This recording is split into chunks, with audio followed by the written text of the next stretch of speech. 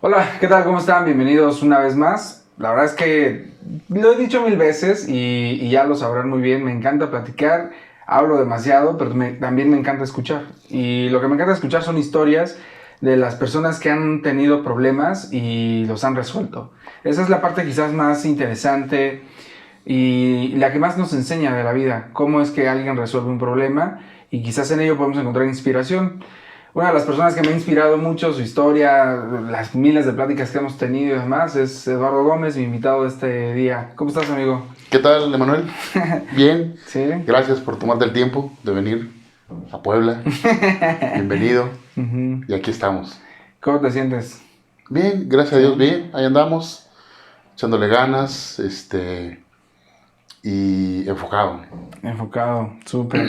Fíjate que hay muchas cosas de tu vida, de tu historia que a mí me llaman mucho la atención.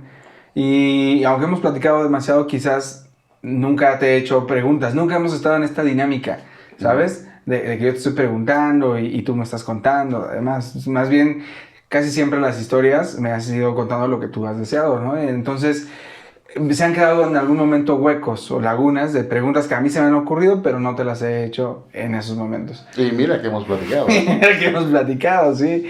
Entonces, una de las preguntas iniciales, como para ponernos en contexto, es, mm, primero, tú llegaste a uno de tus cargos más altos que yo sepa fue como director general en el Seguro Social, No, ¿no? fui coordinador de abastecimiento Ujú. en el Seguro Social, en la Delegación Sur del Distrito Federal y en Estado de México Poniente, que es allá la parte de Toluca.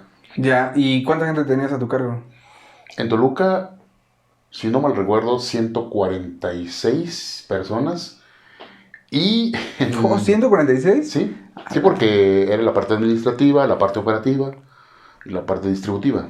Mm. Y en la delegación sur del Estado de México, de Distrito Federal, mmm, bueno, el otro era Distrito Federal, Ujú, sí.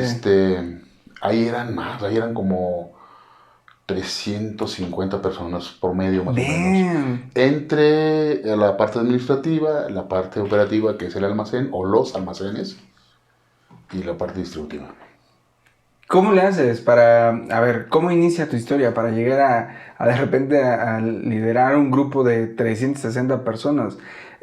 Porque, pues sí, esa es la parte, digamos, una de las cúspides, ¿no? De la carrera profesional de una persona, llegar a tener a mucha gente a su cargo y ser el responsable y líder, sí.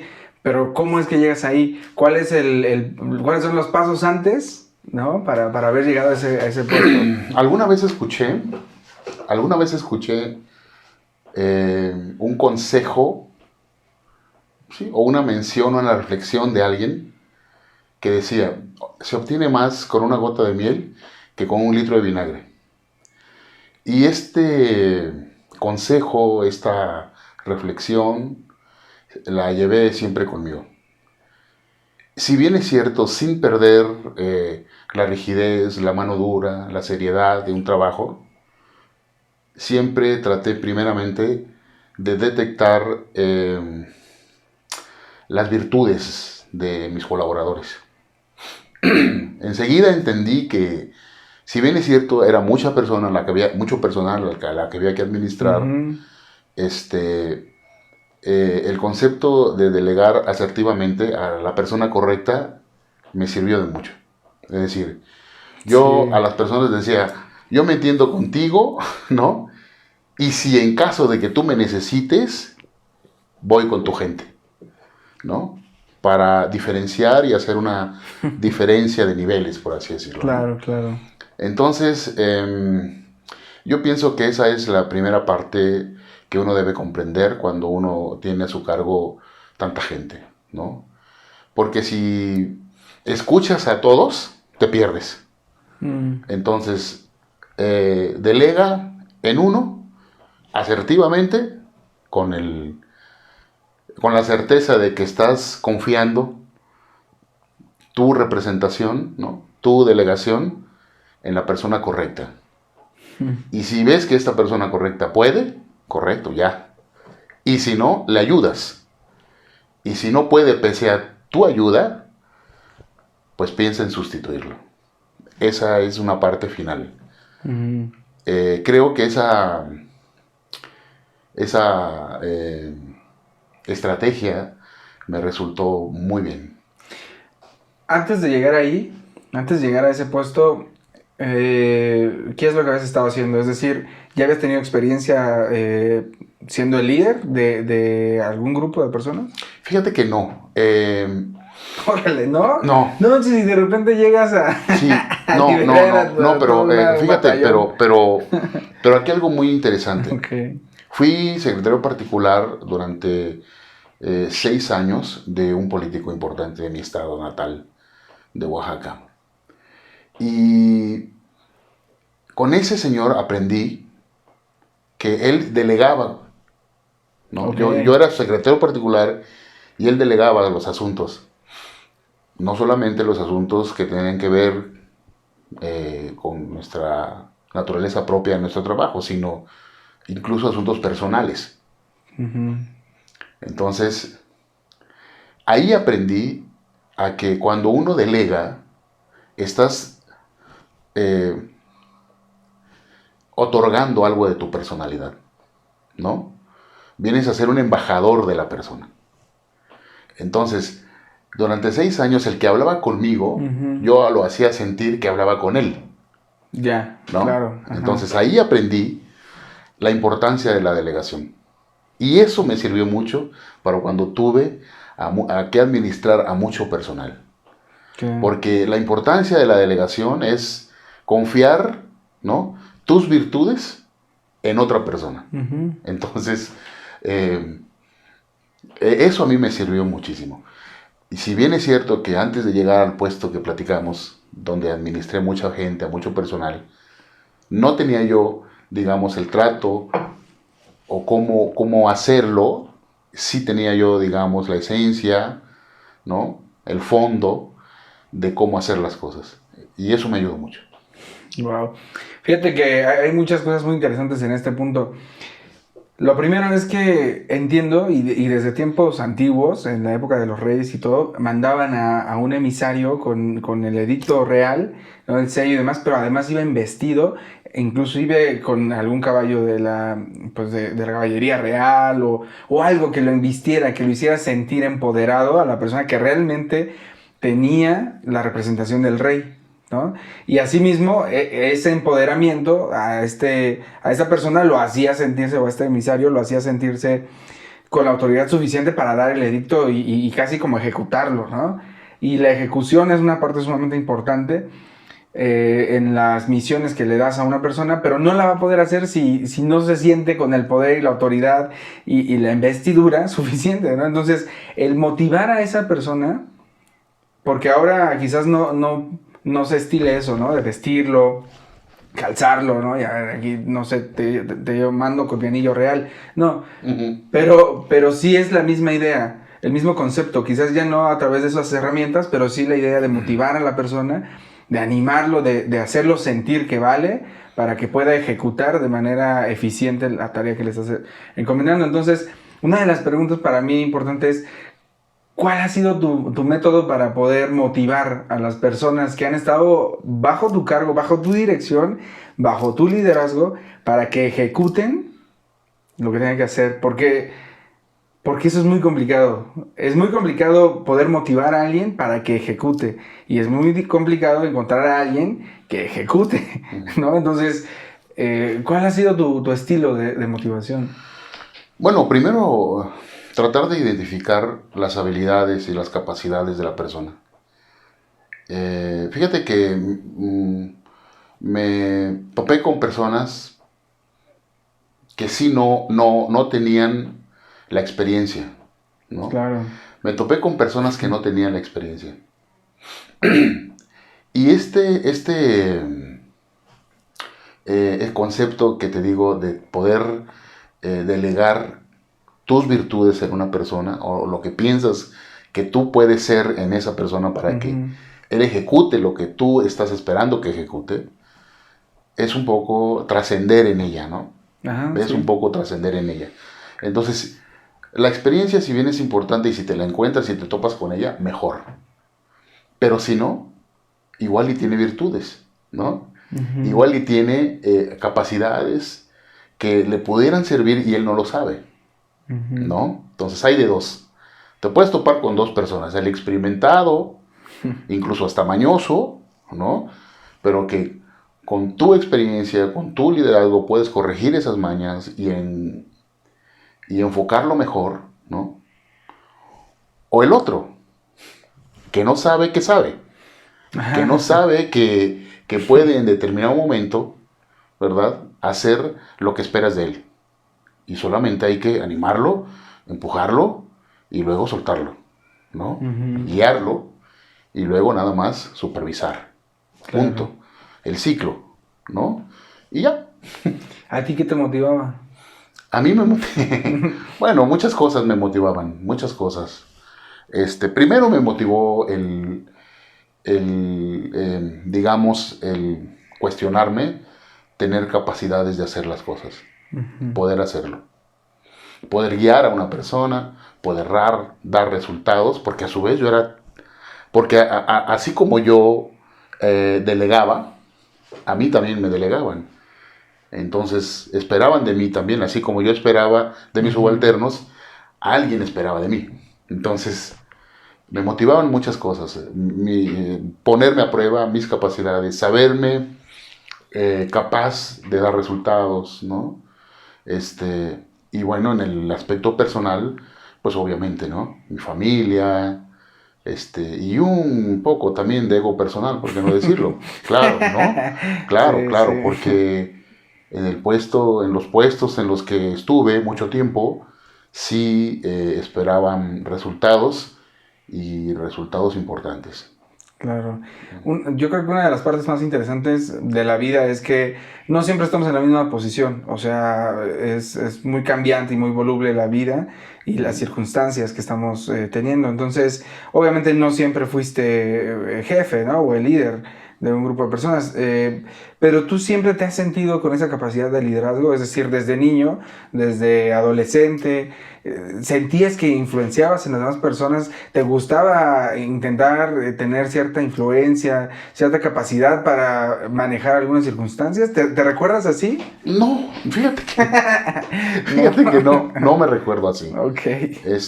No me recuerdo así. Ujú. Fíjate que es algo que, al menos en mi caso personal, es algo que fui descubriendo en la medida que fui creciendo, que fui, vamos, digamos, en la medida que uno va caminando en la vida y en la medida que uno va tomando responsabilidades, va uno descubriendo a veces capacidades que uno no sabe que las tiene. Y no me recuerdo así como un muchacho de influencia o no, no, no. Es más, haciendo un poco de memoria, yo diría que al revés, era yo influenciable, ¿no? Ok. Era yo más influenciable que influencer, de como es la palabra, Ujú, ¿no? ujú. Órale, qué interesante, porque al final del día yo siempre te he visto en diferentes momentos de tu vida y siempre he visto que que generas cierta influencia en las personas que te rodean. En cada uno de los momentos que yo te he visto rodeado de personas, te he visto que eres un catalizador en algunas personas. Entonces, de alguna manera, quizás pensaba que tú siempre habías sido así, que esa era como tu esencia, ¿sabes? Uh-huh. Que siempre habías tenido esa capacidad o esa habilidad de quizá dar una palmada en la espalda de alguien y tú quizás no lo ves porque estás dando la palmada, pero el rostro de esa persona cambiaba, el estado de ánimo de esa persona cambiaba, ¿no? Obviamente una tercera persona que era yo, viéndolo desde un cuadro fuera de él, pues veía toda la escena, ¿sabes? Y veía esa capacidad en ti de generar esa influencia. O incluso varios momentos en reuniones y demás, llegaba a ver que las personas como que se esmeraban en hacerte reír, en contarte un chiste. Y eso normalmente lo he visto siempre en personas que son como líderes, como que siempre alguien de la bolita, de la reunión, del grupo de personas, busca hacer reír al líder, ¿no? Como, Uh-huh. y en esa búsqueda de sonrisa, de complicidad, busca también su manera de aprobación. Y eso normalmente genera como una sensación de, es que tú eres el líder aquí, ¿no? Y por eso quiero buscar tu aprobación. ¿Te pareció gracioso? ¿Sí? ¿Te quieres reír conmigo? Órale, sí es gracioso. Entonces sí, lo disfruto más. Entonces, en estos escenarios, con amigos tuyos, en momentos, incluso hasta con clientes o tú siendo cliente, siempre había visto eso y pensaba, quizás él siempre ha sido así, ¿no? Quizás desde niño ha tenido esa habilidad. Para mí la empatía siempre ha sido importante. Eso sí, la empatía siempre ha sido muy importante.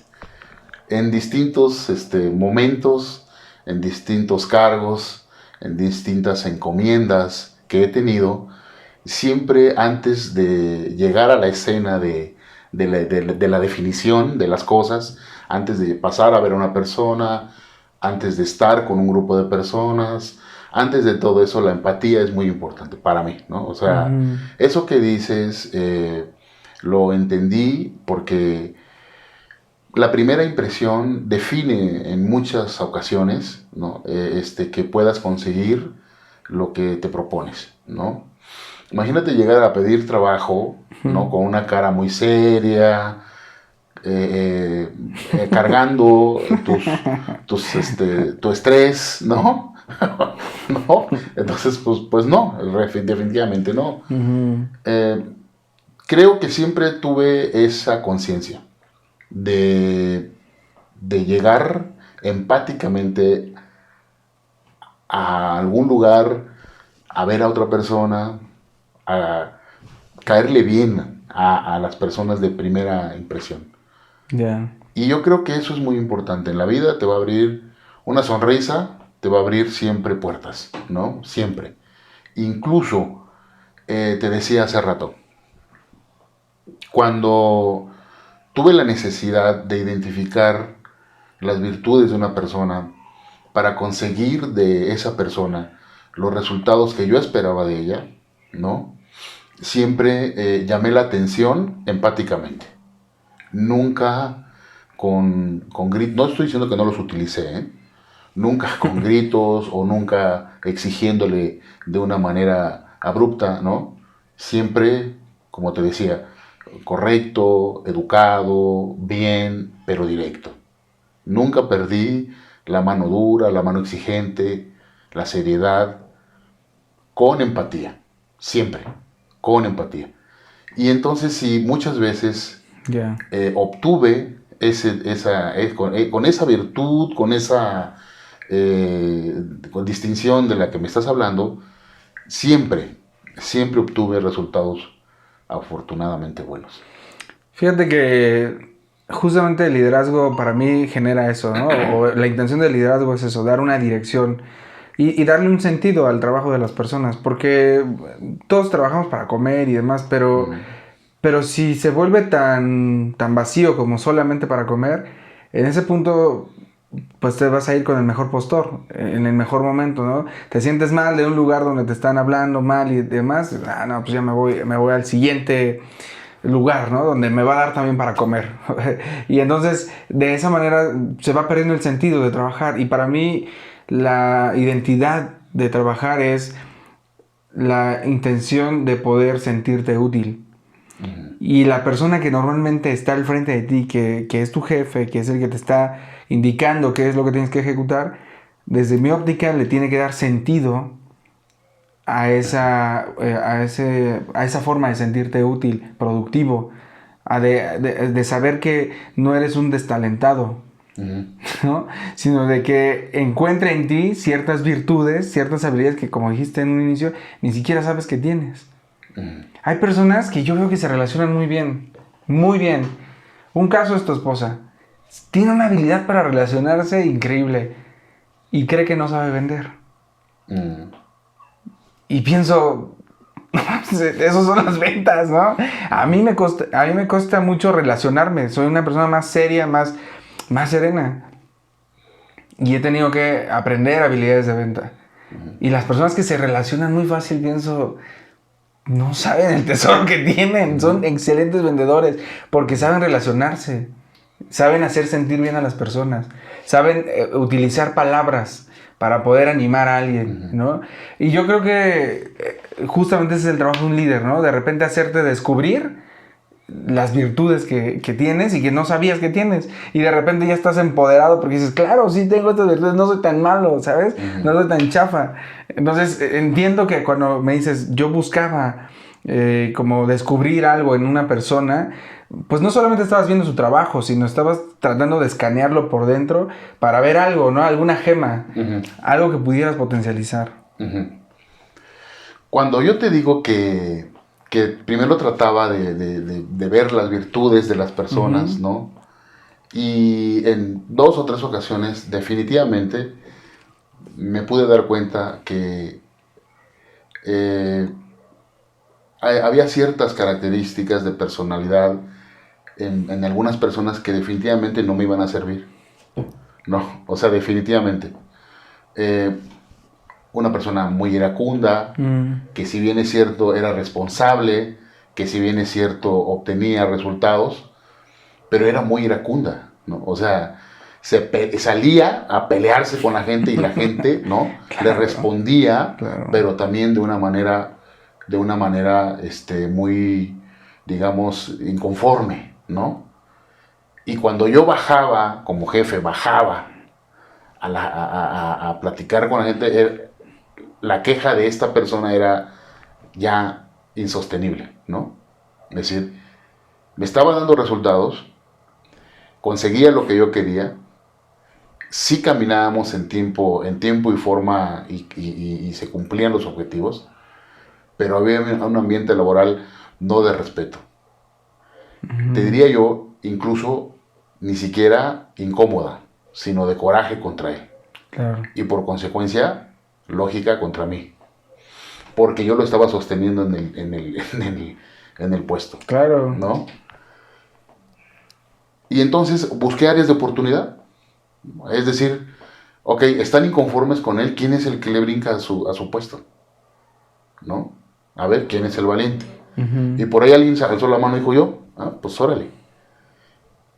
Ahora bien, esto tiene que ver con lo que tú me dices. Es decir, oye, ni siquiera sabe que puede hacerlo, pero no sabe que no puede hacerlo. O sea, perdón, sabe que puede hacerlo, pero lo hace de una manera que no armoniosa. No armoniosa. Claro. No armoniosa. Y en alguna ocasión conocí a otra persona que le veía esas aptitudes. Y él me decía, mira, soy bueno vendiendo, pero no soy bueno cobrando. Hermano, no, o sea, puedo convencer a las personas, me compran, puedo, ¿no? O sea, entonces la única parte con la que nunca pudo fue cobrar, ¿no? Entonces decía, no, pues tienes que, ¿no? Claro. Buscar los términos medios. Si bien es cierto que hay personas que no saben lo que tienen, también hay personas que desconocen sus límites, ¿no? Y a veces también yo desconozco que tengo un límite, quiero hacer algo que va en contra de mi límite y me topo con una realidad. No es lo tuyo. Ya entiendo. ¿No? Ok. Oye, eso está cañón. Y de alguna manera también, en estricto sentido, podría decir que a mí me gusta no conocer mis límites. ¿Por qué? Me gusta no conocerlos porque eso me hace irreverente. Me hace decir, ok, a ver, no sé si no soy bueno, no sé si soy tan chafa, pero yo lo estoy intentando, ¿no? Yo recuerdo que cuando estaba empezando a tocar la guitarra y cantar, todo el mundo a mi alrededor se burlaba y decían, y hoy quizás no lo haga mucho mejor, ¿no? Que muchas personas, pero sí mucho mejor que esa versión mía, ¿sabes? Pero ese pasar un poco ese puente de burlas, de ja, no sabe, ¿no? Mira, mejor los perros cantan mejor que tú, ¿no? Pero ¿qué es lo que te hace mantenerte? ¿No? Wow. Y creo que esa parte es como, pues no creo que sea mi límite, o sea, sí. La neta es que mi límite no va a serse, mi límite está en que no quiero y quizás no puedo ser barítono, porque no quiero. ¿no? Pero de alguna manera pienso, todavía puedo extenderlo un poco más, ¿no? Y tengo esa facilidad de irreverencia, de decir, bueno, sí, me están pateando, me está yendo mal, ¿no? Las veces que he luchado o boxeado con gente que es muy buena, pues me hacen aterrizar en mi realidad y decir, órale, no es tan bueno, ¿no? Un profesional me barrería, pero me hace extender un poco más mi límite, ¿sabes? Y me hace eso, o sea, genera eso en mí y quizás es un poco el tema de personalidad, ¿no? De amar los retos y demás. Entonces, entiendo que por el concepto que acabas de lanzar, me gusta pensar en identificarme en alguien como con pocos límites, ¿no? Con esa no noción de tus límites. Acabas de tocar un concepto fundamental en la vida de cualquier ser humano, la irreverencia, ¿no? Y la irreverencia, más allá de la definición conceptual, digamos, ortodoxa, yo siempre la he entendido como algo que te permites hacer inconscientemente. Y cuando te digo inconscientemente es sin pensarlo mucho, ¿no? Okay. Sin pensarlo mucho. A ver, yo tuve conciencia de este concepto cuando me casé. ¿Por qué? Okay, a ver. Cuando me casé, sí. Creo que es el ejemplo... No sabías a qué te metías. Creo que es el ejemplo más claro que puedo dar. Uh-huh. Porque me casé sin trabajo, ¿no? Me casé sin certeza de dónde iba yo a vivir con mi señora, con mi esposa. Es decir, si me iba a quedar en México, si me iba a ir yo a mi estado natal, ¿qué iba yo a hacer? Sin embargo, lo hice, di el paso. Ese estado de inconsciencia, ¿no? Sí. Ese estado de simplemente hacer las cosas porque algo te convence, algo en tu personalidad, algo en tu pensamiento, algo te convence de que te puedes echar ese compromiso encima, lo que sea, casarte, ir a pedir trabajo, comprometerte en hacer un trabajo que incluso no sabes, ese tipo eso es irreverente, eso es algo que simplemente lo haces y esa irreverencia, esa inconsciencia la tenemos de jóvenes, ¿no? Yo pienso que es donde más se manifiesta este estado inconsciente, mental de nosotros los hombres, ¿no? O sea, los hombres quiero decir como raza humana, ¿no? Sí. Porque incluso también las mujeres lo tienen. Claro. Ese concepto, Emanuel, ese concepto es muy importante en la vida.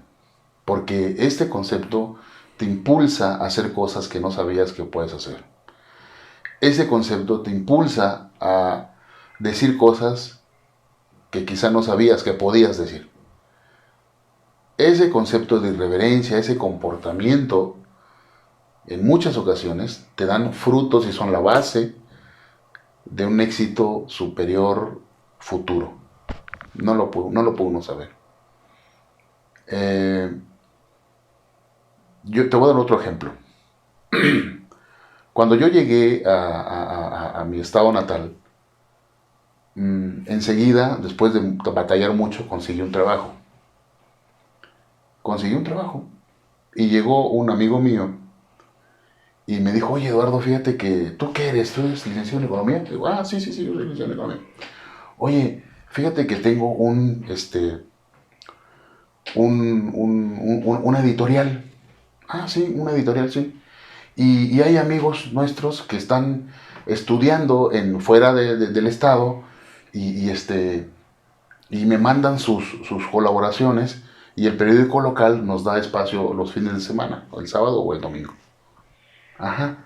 ¿Y a ti te gustaría escribir? Y yo, no. O sea, inmediatamente pensé, dije, yo en mi vida he escrito, ¿no? O sea, he leído, sí, ya lo que llevaba yo en ese momento, leído, y dije, bueno, ya cuenta como que estoy, ya cuenta como que leo, ¿no? Entonces ya dije, no, pues pensé y dije, no, pues yo nada más he leído, no, jamás he escrito, ¿no?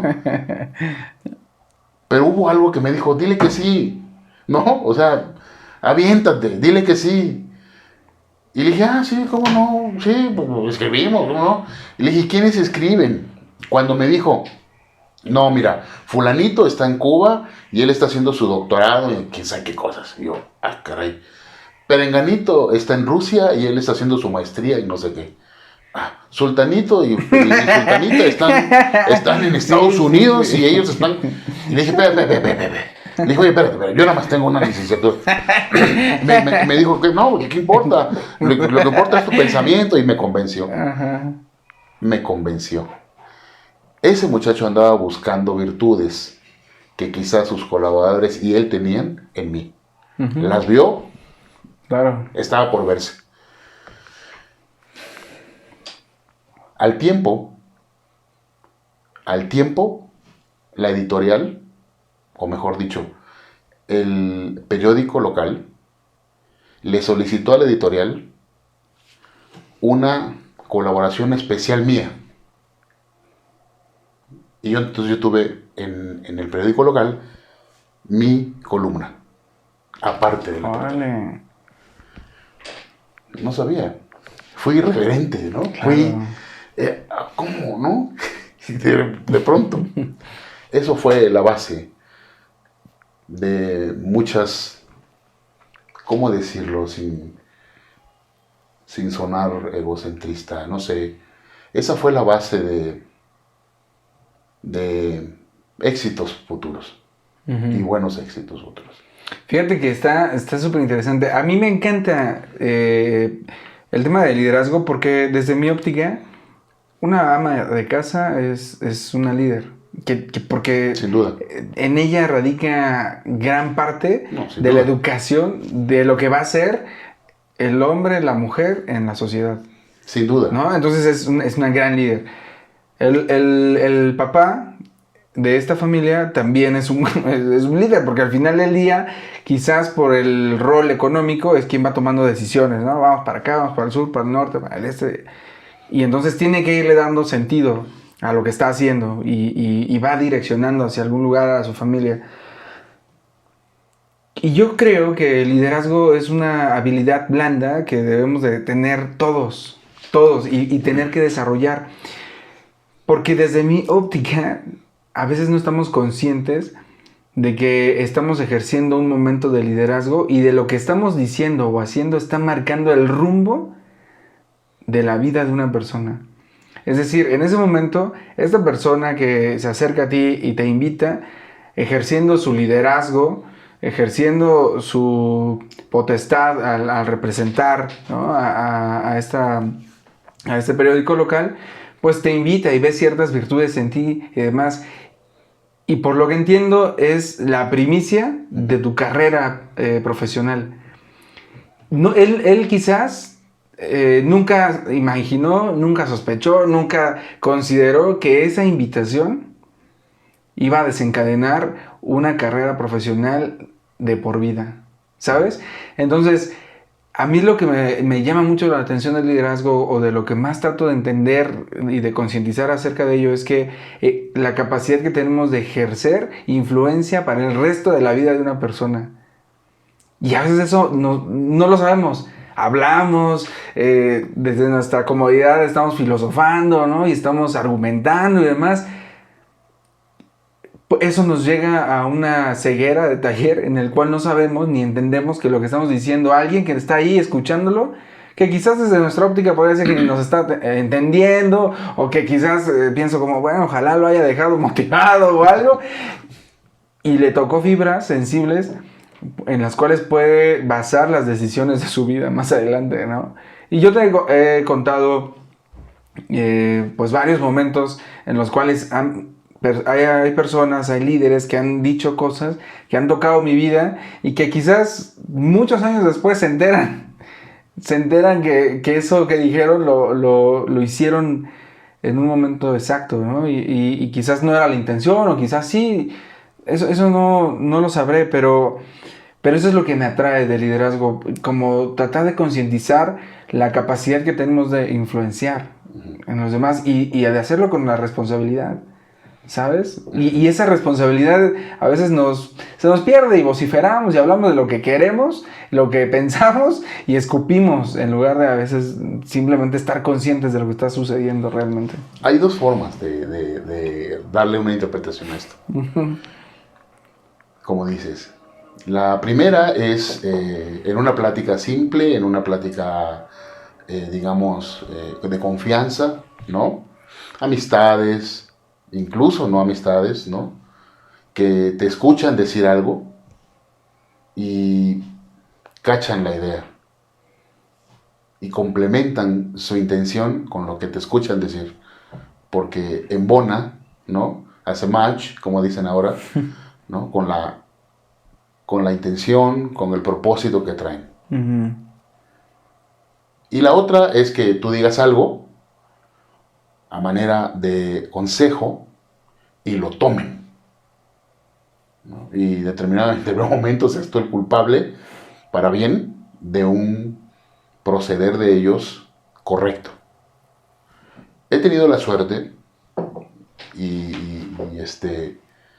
la bendición de algunas personas de saber conscientemente que mis palabras, mi consejo, Tu liderazgo.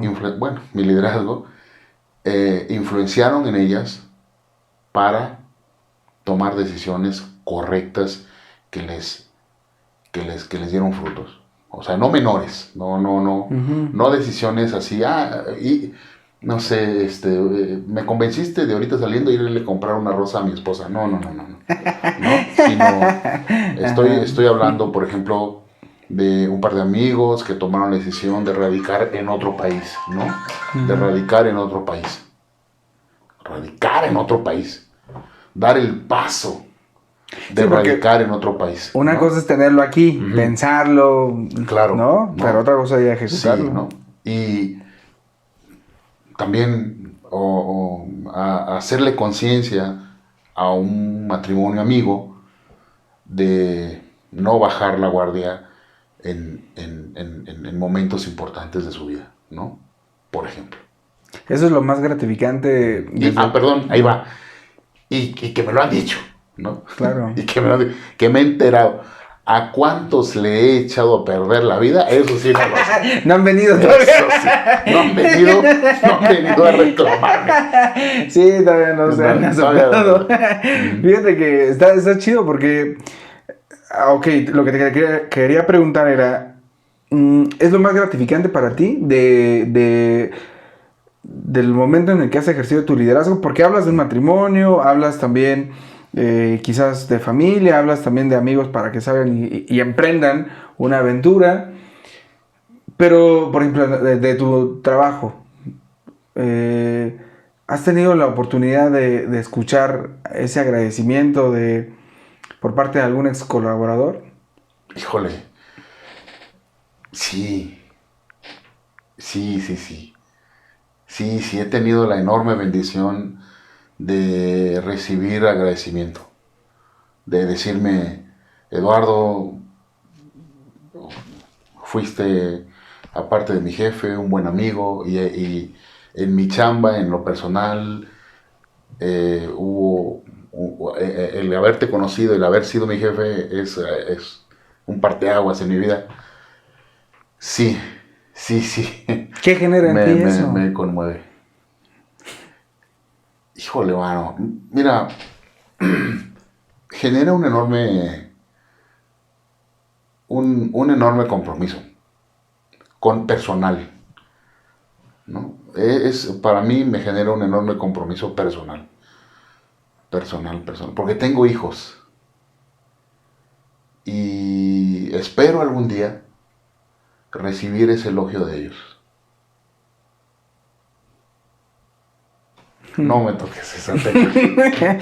Claro, entiendo. No me toques esa tecla porque como líder de casa, como padre, uno espera eso. Uno espera que los cercanos, ¿no? Vamos, no te lo digan, Porque el decirlo, de los cercanos estoy hablando, de mis hijos, de mi esposa, que te lo digan es confortable. Que uno lo vea es mucho mejor. Claro, y ¿sabes qué pienso? O sea, yo admiro muchas cualidades de liderazgo que veo en ti. Y creo que el liderazgo más complicado es justamente con los cercanos. Claro. Y es el más complicado porque que también conocen tus defectos. Porque también conocen tus malos humores. Como me decía un amigo, bueno, hasta mis malos olores conocen, ¿no? Y quizás todo eso merma en cierta cantidad la imagen que puedan tener, ¿no? De ti. Y más si eres un miembro cercano, porque bien podría ser un padre lejano, es decir, que estar fuera y mantener ese estatus, porque casi no te conocen. Pero en el momento en el que conoces a alguien, creo que ni es tan bueno. No, creo que no es tan inteligente, ¿sabes? Creo que no es tan brillante. Y sobre todo en un momento de irreverencia, ¿no? De juventud. Es cuando más piensas, el viejo no sabe. No, ya es anticuado el perro, ¿no? O sea, Sí, no sabe de lo que está hablando. Eso eran los Sí. 60, ahorita es otra historia. Ujú. Perdón, yo creo que esto es lo más complicado de un liderazgo dentro de una familia tan cercana, ¿no? De un padre que también piensa ejecutar su cercanía con sus hijos. Es lo más complicado porque se pierde toda esta deidad que se genera en el desconocimiento de la persona y de sus errores, ¿no? El reto es inconmensurable, ¿no? Sí, es insondable, ¿no? No hay medida para ello, no hay forma de medir, si eres buen padre o eres mal padre, o no, o sea, yo pienso que en el resultado de la trascendencia es como se mide, ¿no? O sea, porque habrá quienes les toque la muy mala suerte de tener de veras un padre malo, malo. Sí, sí. Pero aún yo he escuchado a gente que conociendo a su papá dice, no, mi papá es mi papá, ¿no? Y yo dice, ¿cómo puede decir eso de ese tipo si yo lo conozco? Y yo vi muchas veces cómo lo trataba, ¿no? Y dice que es bueno. Claro. Bueno, ahí está la métrica, ¿no? Los hijos son la métrica, ¿no? Es decir, hay un libro que se llama la Biblia, que dice que los jueces de casa son los hijos. Y como juez, el juez mide, ¿no? Sí, claro. El juez evalúa y te califica. ¿Cuánta razón hay en esas palabras, no? Entonces, por eso digo, yo quisiera trascender en ellos. Y el tiempo me lo va a decir. Si alguna vez llegan y me dicen con palabras vivas, sonantes, audibles, papá, esto, wow, qué padre, ¿no? Yo atiné a abrazar al mío, a consentirlo, ¿no? A darle lo que pude dar, a llevarlo donde lo pude llevar, y esa es mi forma a decirle que lo amaba, a besarle la pelonera, ¿no? A decirle gracias, qué se te ofrece, qué quieres que te traiga esto, quieres que traiga. Y cuando él se fue y abandonó este mundo, yo estuve en paz, porque tuve un buen padre, trascendió en mí, ¿no? Entonces, pero habrá quien diga, no, yo no tuve un buen padre, yo no lo tuve, yo no supe eso, ¿no? Es la medida, ¿no? Claro. Esa es la medida. Ahí está el que evalúa. Claro. Claro, y es sumamente curioso, ¿no? Porque Yo creo que en el trabajo, pues sí, tuviste un gran éxito con tus colaboradores, pero de alguna manera no perdían cierta imagen, ¿no? Porque no convivían a diario contigo, ¿no? Y en su evaluación era laboral. Y en ese aspecto, como jefe, ¿no? De una nómina grande, de una plantilla sumamente grande, podríamos decir palomita. ¿No? Y quizás ahora entiendo que a pesar de que haces otras cosas y demás, uno de tus mayores emprendimientos o sueños o aspiraciones dentro del mundo del liderazgo es en tu familia, ¿no? Claro. Y esa justamente es una de las cosas que menos se valora, pero es de las más cruciales para la vida de todos los que están involucrados, ¿no? Porque en la manera en la cual desenvuelves tu liderazgo con uno de tus hijos, tu hijo lo hará con su pareja, ¿no? Y lo hará en su trabajo, y lo hará con sus amigos, y así, y va tocando otras vidas, y va tocando otras vidas, ¿no?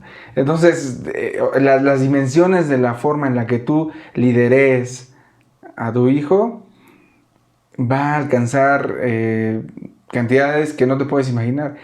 No sé si mi papá está consciente del hijo que formó en mí, no lo sé. Quizás sí, quizás no lo sé, pero estoy seguro que su estilo ha permeado a muchas personas indirectamente. En este punto, yo animaría a nuestros amigos Uh-huh. que si tienen oportunidad de decirlo, lo digan, lo hagan, ¿no? Lo hagan. Es bonito demostrarlo. Yo lo hice. En el sentido de, es decir, quiero decirlo, lo demostré, Uh-huh. pero no, con sinceridad no recuerdo haberlo dicho, Claro. ¿no? O sea, siempre fui cariñoso con mi viejo, ¿no? O sea, comprensivo, ¿no? Recuerdo que yo en una época de la vida con él que siempre me hablaba de lo mismo. Siempre. Platicábamos lo mismo. Bajo un script casi, ¿no? Sí. Y muchos me decían, pero ¿cómo puedes platicar lo mismo? Pues sí, es mi viejo, ¿no? Y lo demostré, o sea, siempre me decía los mismos chistes, me platicaba las mismas anécdotas, me refería a las mismas personas, bla, bla, bla, bla. Hasta que descubrí un método, lo puse a escuchar noticias. Oh, claro. Y entonces ya podíamos hablar de diferentes cosas, Wow. ¿no? Es decir, oye, viejo, ¿escuchaste esta noticia? Sí. Y entonces también a mí me daba pauta para ejercitar mi punto de vista y él el suyo. Y era una plática más entretenida, productiva, pero sobre todo pasar un buen rato con él. Y no, pues, ¿no? Pero sí, no, así, con sinceridad no recuerdo, en este momento no recuerdo bien si algún día le dije, viejo, te amo, te quiero, el representante esto para mí, una especie de speech, ¿no? De agradecimiento, no lo recuerdo. Pero de lo que sí estoy seguro es que se lo demostré porque sí fui cariñoso, atento, servicial, ya en sus últimos días. Quisiera hacerte una serie de preguntas, quizás con respuestas cortas o amplias, como desees, pero para ir finiquitando esta conversación. Y lo primero que te quisiera preguntar es, ¿qué consideras que es lo más difícil que has vivido y cómo crees que lo has superado o lo estás superando o lo superarías? Lo más complicado es quedarte sin perspectiva, ¿no? Sin propósito. Es decir, tener un periodo de, como decimos coloquialmente, de vacas flacas y aparentemente, en apariencia, tener las manos atadas sin saber qué hacer. Eh, Estar consciente de ello. Segundo, en ese contexto, eh, siempre estar pendiente del momento en el que la oportunidad se abre. Es algo muy importante. No dejar pasar el momento. No dejar de pisar un escalón que muy probablemente lo tienes enfrente, no lo ves o no lo quieres pisar. O se te hace un escalón muy pequeño. O hasta sientes que es tu límite, ¿no? O hasta sientes que es tu límite. Creo que eso es muy importante. Estar consciente, pendiente de ello. Y cuando llega ese momento, tener que aprovecharlo al máximo. Y yo lo resumo en una expresión que siempre he tenido. Haz simplemente lo que tengas que hacer. Simplemente. Si tienes que salir, sal. Si tienes que llenar una solicitud, llénala. Si tienes que hacer lo que tengas que hacer, hazlo. Porque eso fue, digamos, esa fue mi experiencia. Siempre, cuando tuve que estudiar, estudié. Cuando tuve que hacer mi tesis, la hice. Cuando tuve pasos muy sencillos, paso a paso, hazlo. Porque si tú dejas de hacer algo y te detienes, eso es muy peligroso. Porque entonces puedes encontrar un espacio de confort muy dañino. En temas de liderazgo, ¿hay algo de lo que te arrepientes? ¿O que tratarías o tratas de hacer distinto? No, creo que no. Creo que no. Creo que no. Siempre tuve, digamos, la empatía para buscar y conseguir de la persona o de mi subalterno lo que yo buscaba de él.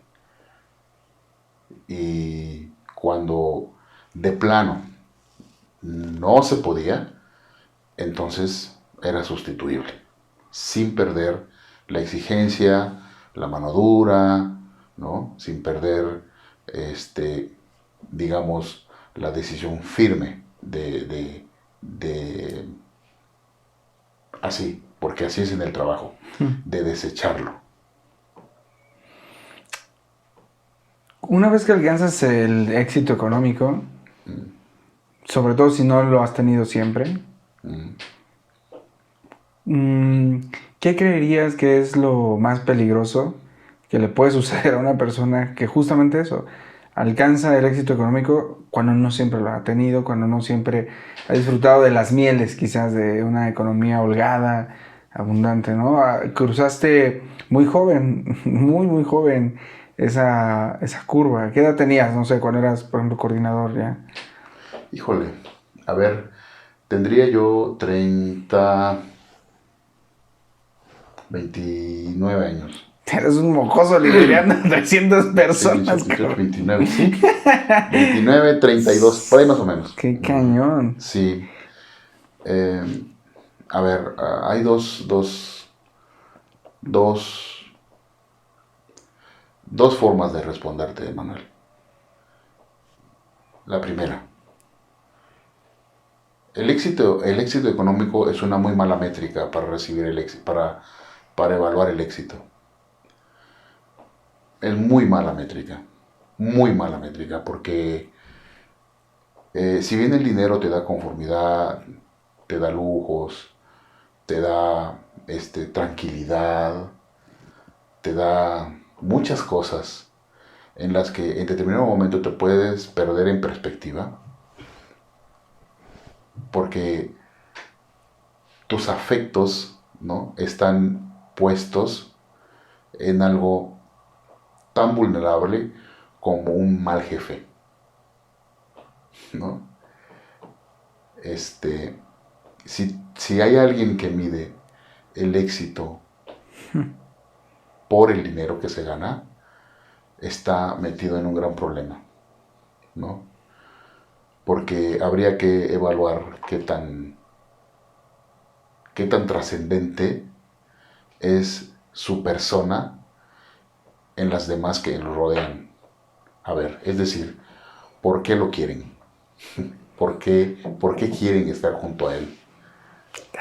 ¿Cuál es ¿Cuál es el afecto que atrae a esas personas? Y yo te puedo decir, desde mi perspectiva, que cuando se está en esa posición, tienes muchísimos amigos. Te buscan. Todos te buscan. Entonces, el dinero es muy mal patrón. Y es una métrica con toda seguridad equivocada, ¿no?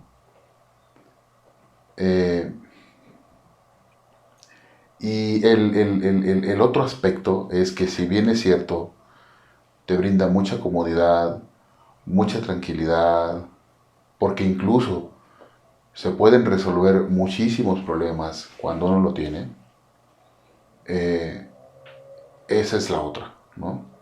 Digamos, la otra cara de la moneda. Necesario sí, pero no imprescindible para el fondo de una vida. Uh-huh. Y a ver, conocí a una persona que me platicó que su papá tenía muchísimo dinero, y que terminó heredando toda su fortuna a una beneficencia para los animalitos de la calle, aquí en Puebla. ¿Su hijo te lo contó? Sí, su hijo me lo contó. Incluso hasta me llevó un día y me dijo, mira, aquí vivía mi papá. Y ahora es esta fundación se dedica y fue algo increíble, ¿no? Y entonces uno entra ya a la filosofía y el cuestionamiento posterior, ¿no? Sí. ¿Y de qué le sirvió tanta lana, no? Uh-huh. Así como ¿para qué? ¿No? En fin, yo siento que el dinero es necesario, ¿verdad? Muy necesario, pero que cuando no se tiene, uno podría, en determinado momento, voltear a ver. La vida te está dando una oportunidad para voltear a ver lo que siempre está a tu alrededor y no lo has visto. Es decir, las amistades reales, el amor verdadero de tu pareja, ¿no? Sí, porque es un fuego. Solidaridad de tu familia. ¿Qué más te puedo decir, no? O sea, todas las virtudes que te rodean, uh-huh, pero que esta comodidad del dinero, de tener el dinero, te impide ver, y más aún, te impide sentir. Qué cañón. En esta respuesta que me das, me surge una pregunta muy interesante, y es, sin que sea título personal, es decir, sin mencionar, sin que vaya para alguien en específico, ¿qué piensas de las personas que tú hoy puedas identificar, ¿no? Que hayan estado quizás cerca de ti, pero más bien queriendo estar cerca del dinero que tenías, ¿no? De lo que representabas, de la investidura que tenías en ese momento? ¿Qué pensamiento te surge quizás para esos, ¿cómo podríamos llamarlo? Como amigos de momento, ¿no? ¿Qué has filosofado al respecto? Fíjate que como siempre he sido empático, ¿no? en el sentido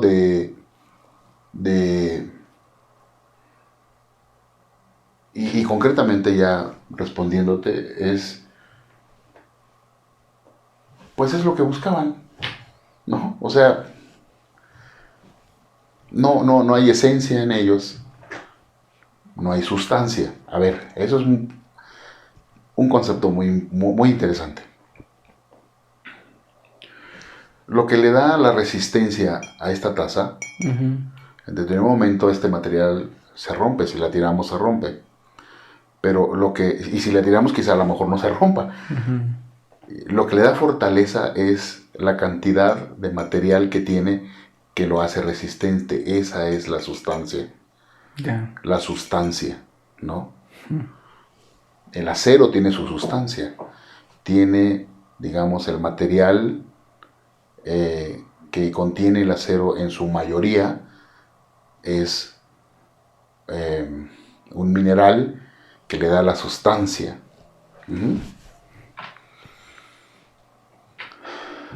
O en determinado momento, aun cuando un material es flexible, ¿no? Es flexible porque el contenido del material que tiene le permite esa característica. La sustancia, ¿no? Es lo que le permite. Bueno, estas personas que se acercan a uno, a alguien, por el interés de solo decir que es mi amigo porque tiene la chuleta o porque tiene mucho dinero, porque tiene lo que sea, carecen de sustancia, carecen de esencia, carecen de identidad, ¿no? O sea, yo quiero a una persona por lo que él es, mi amigo por lo que él es. Mi amigo no se va a dar cuenta si tiene sustancia, si su amistad contiene sustancia, me va a buscar, tenga o no tenga. Y lo voy a tener al lado, tenga o no tenga. Con sustancia, ¿no? Una amistad sin sustancia es una amistad que depende del viento, ¿no? Hoy está, mañana no está. Y si te recuperas, va a regresar. Y si no te recuperas, nunca lo vas a ver. Claro, como tamo que arrebata el viento. Como tamo que arrebata el viento. Así. Así es. Qué fuerte. En este sentido, quisiera pensar que de lo más complicado, quizá ahora como padre, también es inyectarle esa sustancia a tu generación. ¿No? O sea, porque al final del día creo que en este momento entiendo que es quizás tu reto, ¿no? Más interesante, en el que estás embarcado, la travesía que estás viviendo, en lo que más estás involucrado día a día, ¿no? ¿Qué sustancia, qué herramientas le vas a poner a tus hijos? Y ¿qué tan complicada crees esa tarea? ¿Qué tan complicado crees que es sí, inyectarle la sustancia que al menos tú percibes correcta para que alguien no se rompa en el momento del primer problema, del azotón, ¿no? Porque un hecho es que nos vamos a caer todos, no importa, es una ruleta rusa la vida, ¿no? Y en algún momento vas para abajo. Pero ¿cómo inyectarle la sustancia a alguien pequeño para que en esa bajada no se rompa? Fíjate que esa parte la entendí, la fortaleza del líder, ¿no? Sí, la fortaleza del líder viene a ser la sustancia que le permite al líder trascender, ¿no? Es decir, en ningún momento como líder tus colaboradores, tu familia, tus amigos, tu núcleo, ¿verdad? Te tiene que ver quebrado, porque eres el líder. Si el líder se rompe, ¿no? Todos los demás se rompen, ¿no? Es decir, si el líder declina, todos declinan, ¿no? Es decir, en el ajedrez, si matas al rey, Se acabó. Jaque mate. Aun cuando tengas 4 o 3 peones y tengas a tu torre y a tu caballo, estás frito, ¿no? Sí. Como líder de casa, como padre, no te puedes permitir que tus soldados te vean quebrado. Porque si te ven quebrado, viene el desánimo en ellos. Eres el líder, por encima de la circunstancia. La circunstancia no puede definir al líder. Totalmente. No la puede definir. Es decir, Totalmente. no puedes, no perteneces a esa derrota como padre. Te estoy hablando ya como padre. No perteneces a esa derrota. Como padre y como responsable de la casa, no puedes permitirte ver que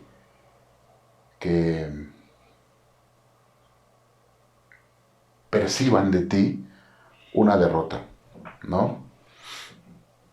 En el libro de El arte de la guerra se dice que la derrota no viene cuando pierdes la batalla, que la derrota viene cuando pierdes la voluntad de pelear, ¿no? Un padre no puede permitirse perder la voluntad de pelear. No podemos hacer eso. La esencia de sostener casa, de trascender familiarmente, es justamente esa, ¿no? La del líder que no puede deponer las armas, jamás, ¿no? Entonces, yo creo que esa es una muy buena reflexión, ¿verdad? Es algo que en mis momentos muy complicados como padre, porque creo que todos los hemos tenido, Claro. yo los he tenido, momentos muy, muy complicados, el llorar a solas, ¿no? Para mí han sido como oraciones líquidas, ¿no? ¿No? Que no ha sido necesario implorarle a Dios, decirle cosas, pedirle cosas, sino que vienen a ser mis lágrimas de padre, oraciones líquidas. Yo y él, no más. Y salir después de como si nada pasara. Y enfocado a si hay que conseguir esto, si hay que pagar esto, si hay que hacer esto, hay que hacerlo. Y sonriente y platicando y echarme un café y volverme a echar otra taza y platicar con mi esposa y vacilar con mis hijos y aventarme un chistorete. Después de la madriza. Claro. O sea, claro, se escucha fácil, pero después de la madriza, aviéntatelo. Claro. Sí, sí. Claro. O cómo te explicas tú, pues, que un presidente vaya al funeral de su mejor colaborador y esté incólume. ¿Cómo? ¿Cómo te lo explicas? ¿Cómo te explicas que un presidente pierda una batalla, ¿no? Y salga a decirle al pueblo, vamos a luchar y vamos a hacer esto. ¿Cómo? Si es el líder. No puede salir a decir con la cabeza agachada y vamos a luchar. No, ¿cómo? Te tienen que ver incólume, tienes que dar la proyección de un líder fuerte, fortalecido, convencido de que lo puedes hacer. Bueno, ahí están los tiranos, ¿no? Que se aprovechan del pueblo, ¿no? Y convencidos de su argumento, lo hacen, ¿no? Entonces, máximo tratándose de un padre, ¿no? Yo creo que eso es muy importante. La fortaleza de un líder define el propósito, el rumbo, ¿no? La dirección. Y obviamente, pues, la llegada a buen puerto de todos, ¿no? Una de mis desesperaciones más grandes, y digo desesperaciones porque quizás en algún momento lo asumí muy mío, es que llegaba a conocer a muchas personas que se sentían definidas por el momento que estaban viviendo, ¿sabes? Y entiendo que es así, o sea, entiendo que somos seres que están aprendiendo, ¿no? Pero siempre hacia adelante. Pero la única manera de poder realmente conceptualizarlo y aprender la lección es cuando volteamos hacia atrás. En ese sentido, pues nuestro día a día es lo que va definiendo nuestro estado de ánimo. Sí, ya me terminó esta pareja, ay, me siento bien triste, no puedo ya avanzar porque lo quiero, lo extraño. Sí, me acabo de equivocar en esto, el trabajo, de la escuela, de la vida, no tengo este momento. Y ahí va basando su autoestima.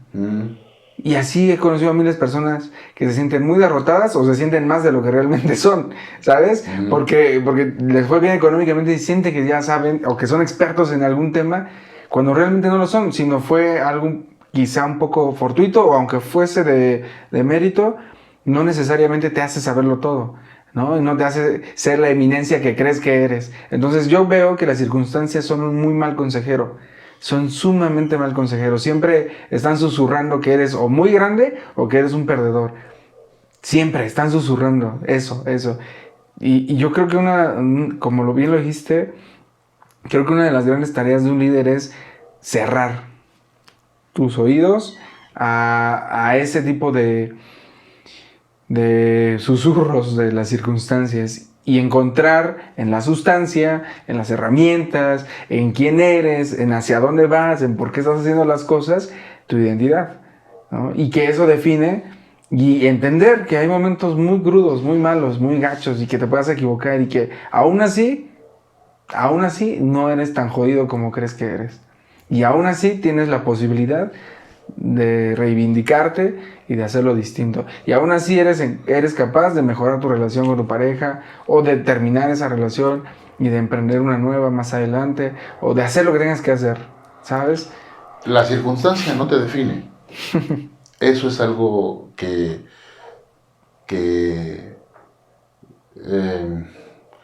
se debe de tomar en cuenta cuando uno está, como decimos coloquialmente, y lo vuelvo a repetir, en vacas flacas, ¿no?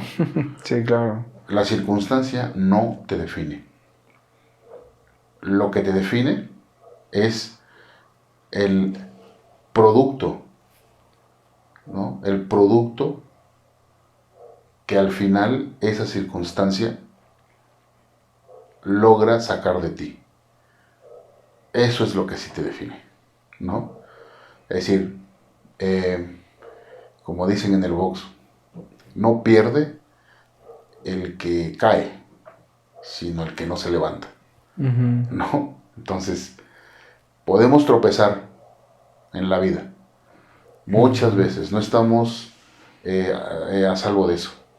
Podemos tropezar muchos. Podemos tropezar en nuestro matrimonio, podemos tropezar económicamente, podemos tropezar incluso como padres. Podemos tropezar como pareja, podemos tropezar como jefe, incluso como líder. Pero no nos podemos quedar en el piso. Tenemos que levantarnos. Y si el levantarte depende de la circunstancia que abrazas, ¿no? Eso no te lo va a permitir, porque eres tú el que está decidiendo abrazar la circunstancia. La circunstancia es dinámica. La circunstancia es dinámica. La circunstancia te va a estar abriendo y cerrando, abriendo y cerrando, abriendo y cerrando, abriendo y cerrando, abriendo y cerrando. La circunstancia es dinámica, ¿no? Como la realidad. Y eso es algo muy, muy, muy importante. Y lo digo por experiencia, ¿no? Porque he estado en circunstancias donde aparentemente no hay oportunidad, no hay oportunidades y solo hay que estar al pendiente de que en el momento en que la circunstancia cambie. Así, de la misma manera en que se avecina la tormenta, también se abre y sale el sol. Igual, de la misma manera. Viene el viento, ¿no? Y vuelve a hacer lo mismo, el ciclo. Así es. Así es. La duración, eso es fortuito. Puede durar menos, puede durar más, ¿no? Pero la circunstancia no te define, no te debe definir. Totalmente de acuerdo. Para cerrar, quisiera hacerte una última pregunta. Y voy a poner un ejemplo porque viene al caso. Y tengo una hermana que le encanta ponerme en situaciones extremas. Es decir, me dice, por ejemplo, oye Manuel, y si estuvieras en el desierto, ¿no? Y arrastrándote y estás a punto de morir, ¿qué sería lo último que pensarías, no? Y yo así de puta, espérame, no sé, le encanta ponerme en esas situaciones de jaque, pero quisiera utilizar su ejemplo y hacerte una pregunta poniéndote un caso, ¿no? En un contexto. Si solamente tuvieras un consejo para darle a tus hijos y este es el único medio a través del cual pudieras darles ese mensaje, ¿qué crees que les dirías? Fíjate que eso, justamente eso, que la circunstancia no los define. La circunstancia no los define. No pertenecen a eso que en determinado momento les produce o les produciera, eh, ¿cómo se dice? Estrés, ¿no? Que les produciera Tristeza incluso. tristeza, ¿no? Que en determinado momento eh, fuera una limitante para ellos, ¿no? O sea, no hay, la circunstancia te, no te da rumbo, no te define.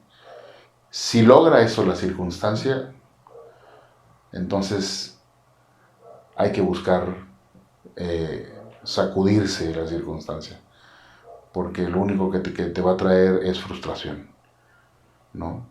Entonces, incluso llevemos la circunstancia a un escenario virtuoso, porque también puede ser peligroso. Una circunstancia virtuosa puede en determinado momento elevar tu ego más allá de lo sano, ¿no? Más allá de lo sano. Sentir que eres la solución de todo y el ego te lo levanta, te lo lleva, ¿no? Porque eres la solución, sí. porque tienes, porque puedes, Puta, porque sí. te sientes capacitado, ¿no? Esa circunstancia, sí. esa circunstancia de éxito, entre comillas, puede ser todavía más peligrosa que una circunstancia de desgracia, ¿no? Porque una circunstancia de desgracia, de vacas flacas, de necesidad, exprime lo mejor de ti. Y una circunstancia ególatra, ¿no? Exhibe lo peor de ti. Claro, lo potencializa, ¿no? Lo potencializa, lo peor de ti. Muchos dicen, hablando un poquito de lo que decíamos hace un rato, de que medimos el éxito por el dinero, te puede llevar, ¿no? a esta mala conclusión de tener tanto amor al dinero que te pierde en ello, ¿no? Y el ego te lleva a un lugar donde peligrosamente puedes pensar que esa circunstancia es la mejor. Luego entonces, ¿no? El dinero no te cambia. El dinero exhibe Totalmente. lo que en esencia eres. Cuidado con eso, ¿no? Totalmente. Entonces la circunstancia no te define. Tanto una como la otra, como una circunstancia de necesidad y una circunstancia de éxito, entre comillas, no te define. Buscar el medio es la virtud. Qué fuerte está eso. Qué fuerte, porque sé que habemos muchas personas que en algún momento quizá podamos estar emprendiendo alguna tarea y que nos la imaginábamos mejor de lo que está sucediendo Es decir, llega la circunstancia y quizás la abandonamos porque sentimos que ese momento está definiendo el éxito de la idea que teníamos. He estado en los dos puntos, hombre. Déjame abrirte mi corazón. Ya por último. Uh-huh. En mi mejor momento, fui pedante, fui grosero, fui,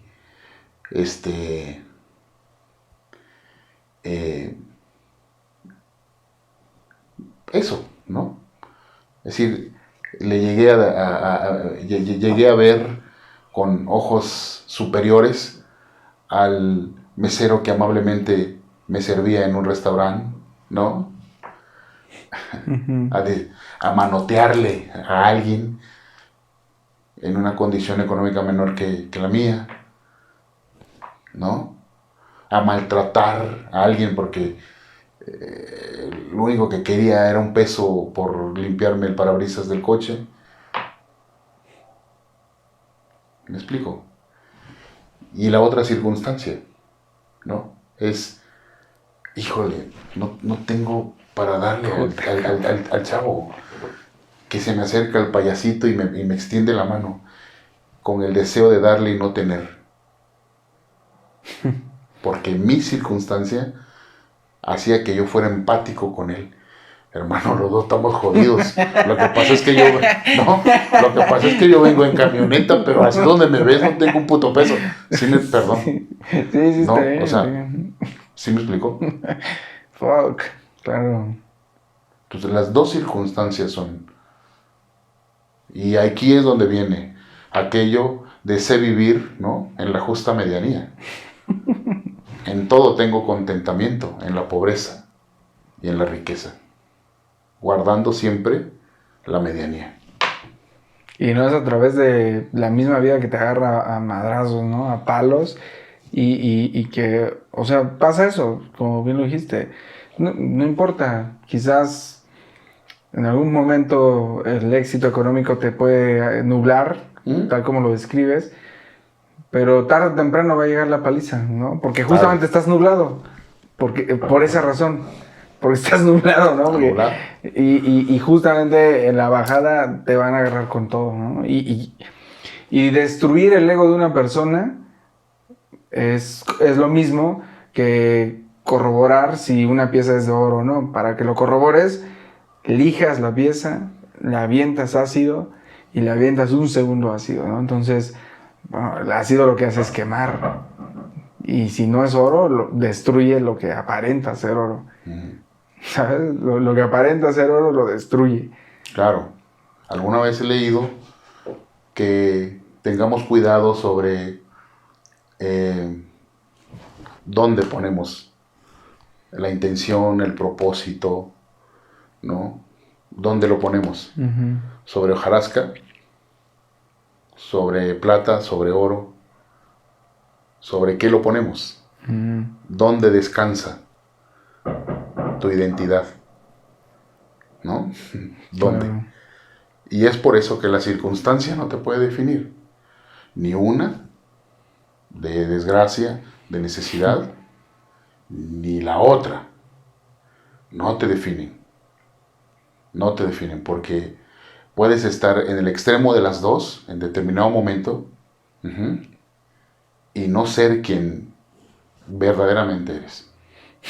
Sí. A una amiga le dije alguna vez, porque eso es lo que creo. A mí cuando me dicen que alguien es muy fregón, yo creo que no es tan fregón. Es lo primero que pienso, no creo que sea tan fregón. Y cuando a alguien me dicen que está bien jodido, que está bien güey, yo pienso, no creo que esté tan güey. Uh-huh. Justo por eso, ¿no? Porque pienso, no, o sea, quizás le está yendo bien, pero yo no pensaría que es tan chingón como creen. O quizás le está yendo mal y por eso me lo están basureando o me la están basureando. Yo no creo que sea tan basura, ¿no? Y es esa lección que creo que también me ha tocado aprender en la vida. Y pues la neta es que estuvo chidísimo. Hay muchas cosas con las que me quedé en la punta de la lengua, pero quizá por el tiempo y demás no pregunté. Y yo sé que con base a cada oportunidad que voy teniendo, trato de capitalizarla y si tengo la oportunidad, una segunda ocasión de platicar y seguramente aventaremos una conversación acerca de esas lagunas que también quedaron en esta conversación, ¿no? Entonces, no sé cómo te sentiste, cómo estás y si quieres terminar diciendo algo. No, yo contento. Muchas gracias por la oportunidad, Manuel. La verdad es que a veces uno no piensa que puede aportar algo, y ese es mi caso, ¿no? Pero me diste la oportunidad de entender que quizás sí puedo aportar algo. Y felicidades por el emprendimiento y esperamos también yo seguir colaborando en la medida que lo creas necesario.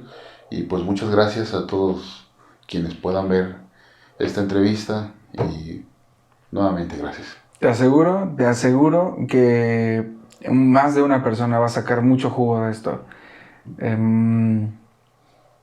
Para mí eres un gran líder.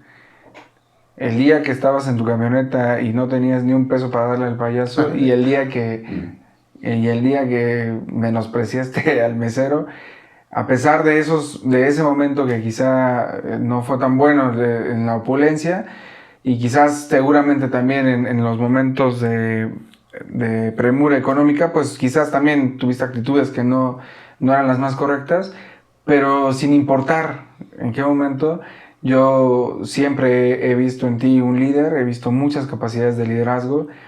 También, obviamente, he visto cómo has venido creciendo, ¿no? Y yo quiero decirte, abierta y profusa y amorosamente, que te admiro, te respeto y aunque uno siempre tiene la opinión de cómo deberían de ser las cosas, yo entiendo que cada quien está resolviendo lo que tiene que resolver como lo puede resolver, ¿no? Entonces, cuando opinamos acerca de la vida de alguien, pues es una opinión muy desde el privilegio blanco, ¿no? Porque no estamos en esa circunstancia y no sabemos lo que es estar en esos zapatos y lo que es estar ahí que te estén tundiendo a palos, ¿no? Entonces, te respeto y te admiro en cada uno de los momentos de tu vida y admiro la forma en la cual has ido resolviendo muchos problemas y para mí eres uno de los grandes líderes que ha impactado mi vida y estoy agradecido y te amo por justamente todo lo que veo en ti. Y yo no soy tu hijo de carne, pero te puedo decir que estoy muy agradecido con todo lo que he obtenido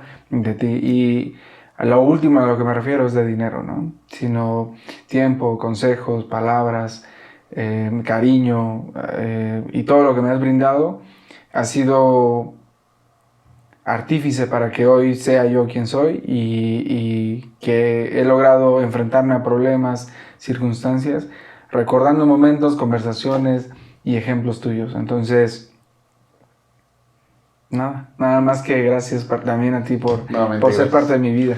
Gracias. Gracias, nos vemos pronto. Bye.